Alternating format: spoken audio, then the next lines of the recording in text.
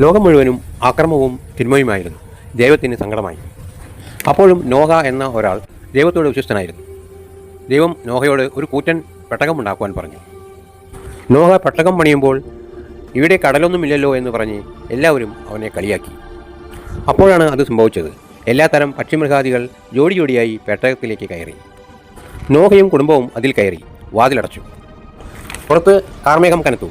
മഴ പെയ്യാൻ തുടങ്ങി. 40 രാവും 40 പകലും മഴ തുടർന്നു. ലോകത്തിലെ സർവ്വതും നശിച്ചുപോയി. പക്ഷേ പെട്ടകം സുരക്ഷിതമായി വെള്ളത്തിൽ ഒഴുകി നടന്നു. ഒടുവിൽ വെള്ളം ഇറങ്ങിത്തുടങ്ങി. ഒരു പ്രാവിനെ കിളിവാതിലിലൂടെ പുറത്തുവിട്ടു. പ്രാവ് ഒരു ഒലിവിലയുമായി തിരിച്ചെത്തി. അതൊരു പുതിയ തുടക്കമായിരുന്നു. നോഹയും കുടുംബവും അതിലുണ്ടായിരുന്ന പക്ഷിമൃഗാദികളും പുറത്തു വന്നു. ദൈവം ഒരു മഴവിലി നൽകി വാഗ്ദാനം ചെയ്തു. ഇനി ഇതുപോലെ ഒരു പ്രളയം ഉണ്ടാകുകയില്ല. വിശ്വസ്തതയാണ് ഏറ്റവും വലിയ രക്ഷ എന്നാണ് നാം ഈ കഥയിൽ നിന്ന് പഠിക്കേണ്ടത്.